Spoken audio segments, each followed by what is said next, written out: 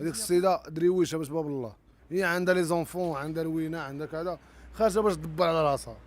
المهم هاد السيد اللي داها عدى عليها. شوف هذيك الطريقه، ديك الجريمه البشعه اللي دار هو، راه حشومه، احرام يدير هذيك السيده هذيك الحاله. مرحبا بكم في فيديو جديد. كنت نتمنى تكونوا بخير وعلى خير. القضيه ديال اليوم قضيه مغربيه، والاحداث ديالها غادي يصافوا بين مدينه برشيد، وبالضبط واحد المنطقه سميتها دوار الباشا. هي واحد الجريمه بشعه واثرت في المغاربه كاملين، لان الصور ديال الجثه ديال الضحيه انتشروا في مواقع التواصل، وكل شي شاف الطريقه البشعه باش كانت مقرده هذيك الجثه ومليوحه في الطريق العام. وهادشي ضر الناس في خاطرهم، وبقاو متبعين هاد القضيه هذه باش يعرفوا الاصول ديالها وكيفاش حتى وقعات. وحنا غادي نبداو الهضره ديالنا مع واحد العائله اللي كتكون من 3 افراد، الام وجوج بنات. وهاد العائله هذه الظروف ديالهم كانت على قد الحال. الاب ديالهم كان متوفي، والام لقات راسها كتواجه المسؤوليه ديال بناتها بوحدها. خدمات في الديور فاش ما كانت كتخدم، المهم كتلبق من هنا لهنا باش تكبر بناتها. وكانت جالسه غير مع العائله ديال الزوج ديالها، وكدوز شهور واعوام. البنات كبروا ولاو عاطين العين، والبنت الكبيره غادي يجيو فيها الخطاب وغادي توافق. في نظرها غادي تنقص الحمل على امها وتمشي حتى هي لدارها وتكون الاسره. فجهزوها باش ما قدروا وتوكلوا على الله وداروا حفله على قد الحال، وكل شيء فرح ليها. ولكن هاد الفرحه ما كملاش ملي تزوجات بيه وهي كتاكل العصا. ومن النهار اللي مشات وهي في المشاكل والصداع، وبقات صابره معاه حتى لواحد النهار في سنه 2010. والام غادي يعيطوا ليها البوليس، واللي غادي يخبروها بخبر غادي يكون كالصاعقه عليها، وغادي يقول لها بان بنتها لقاوها مقتوله في وسط دارها، واللي قتلها هو راجلها. فالام هنا دخلت في حاله صدمه. كانوا عندها جوج عوينات، وحده مشات ليها الله يرحمها، دوز عليها العذاب في حياتها، وفي الاخير صفاها ليها. المجرم تشد في الحبس وخذ العقوبه ديالو، ولكن الام بقات فيها حسره بنتها، وغادي تحتسب امرها الله، وغتقول هاد البنت مشات ومازال لي وحده، نطلب الله يعوضني فيها خير. وكان الاسم ديالها فاطمه الزهراء، وكانت مازال صغيره، يلا عندها 13 عام. وبالفعل فاطمه الزهراء بدات كتكبر بشويه بشويه، ولكن هي راه جالسه غير في الدار ما كدير حتى شي حاجه، حتى ملي وصلت السن ديال الزواج. هنا فين غادي تتعرف على واحد الشخص اللي غادا تزوج به. وهنا الام قالت الحمد لله، البنت غادا تمشي لدارها والمسؤوليه غادي تنقص. ولكن وللاسف وللمره الثانيه الزواج ديال هاد السيده هذه ما غاديش يكون ناجح، وهاد الشخص هذا غادي يكون غير مناسب. كذلك من نهار اللي مشات وهي في المشاكل والصداع، وبالرغم من هاد المشاكل كاملين الا ان فاطمه الزهراء ولدات جوج ديال الوليدات، وغادا تبقى صابره على هاد المشاكل كاملين والهموم حتى لسنه 2018. وفاطمه الزهراء غادي تقرر تنهي هاد العلاقه، وهزات وليداتها ورجعت عند الوالده ديالها للدار، وغادي تجلس معاها، وغادي يبانوا ليها المصاريف كتير، وغادي تبغي تخدم على وليداتها. وبحكم هذيك المنطقه اللي عايشين فيها واللي هي بن سليمان ما فيهاش الخدمه موجوده، فغتقرر تمشي لمدينه اخرى وتبدا تاسس في حياتها من جديد، واختارت مدينه برشيد.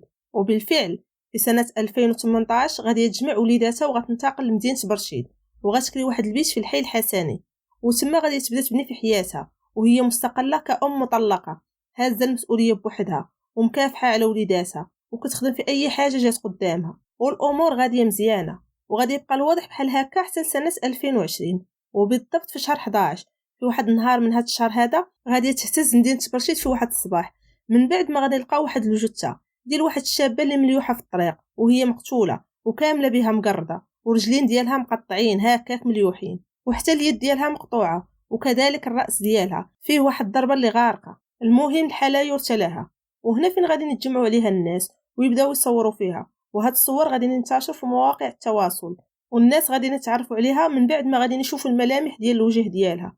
وللاسف غتكون هذيك الجثه هي ديال فاطمه الزهراء، البطله ديال القصه ديالنا. البنت الثانيه تقتلات بحال اختها الكبيره. في الاول الشرطه ظنوا انها حادثه سير لانها كانت مرميه في وسط الطريق، لكن خداوها لمركز الطب الشرعي باش يتاكدوا من سبب الوفاه، وداكشي اللي كانوا شاكين فيه غادي اكدوا لهم الطب الشرعي، وغادي يقول لهم هاد السيده مقتوله وتعرضت للتعذيب وحشي قبل ما تقتل، لان هذاك التقطيع ديال الرجلين واليدين تعرضات ليه وهي مازال حيه. اما الضربه اللي قتلاتها هي الضربه اللي في الراس ديالها. هاد السيده تعرضت للعذاب وحشي قبل ما تموت، وغادي يعلموا مينتها اللي غادي تحماق وغادي تكون في حاله صدمه، لان بنتها ماتت مقتوله ومعذبه ومليوحه في وسط الطريق، وطرى ليها نفس السيناريو ديال اختها الكبيره. وهنا الشرطه غادي يبداو التحقيقات من البيت اللي كانت كاريه فيه، قالوا يمكن تكون تقتلات فيه، عاد جابوها وحطوها في ديك الطريق. وفعلا غادي نمشيو وغادي نلقاو وليداتها في الدار، البنت في عمرها 6 سنين والوليد في عمره 4 سنين، جالسين كيتسناو في ماماهم فوقاش تجي.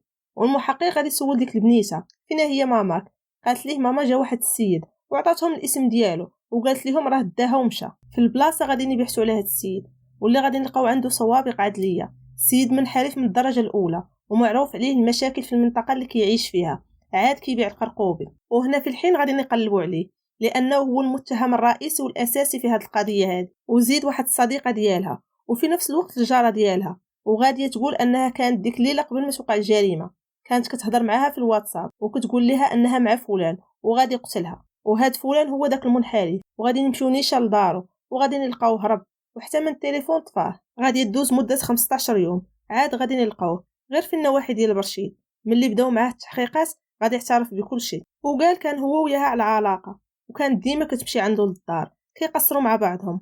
ومؤخرا كانت بدات كتغير عليه وكتبدل ونقصت من المشي عنده للدار وبدا كل مره كيجيبها بزز منها لدارو. وهادشي اللي وقع في ديك الليله عيط ليها تجي لكن هي ما بغاتش، فهنا هز راسو مشى جابها من حدا ولادها وداها بزز منها. وهنا فين سكر وما عقلش على راسو وبقى كيضرب فيها بالموس حتى ماتت. فهنا قرر يهزها ويديها لديك الطريق ويلوحها باش تبان على انها حادثه وداز عليها شي كاميو. والمهم هاد المجرم هذا غادي يتقدم المحاكمه بتهمه القتل العمد مع سبق الاصرار والترصد وكذلك التشويه الجثه ومحاوله اخفاء معالم الجريمه. والقاضي غادي يحكم عليه بالمؤبد وغادي يدوز حياته كامله في السجن. وكانوا هادو هما التفاصيل ديال القضيه ديال اليوم. كنتمنى اي واحد شاف هاد لا فيديو يشترك في قناتي ويدير جيم الفيديو باش يبقى دائما يوصلوا جديد.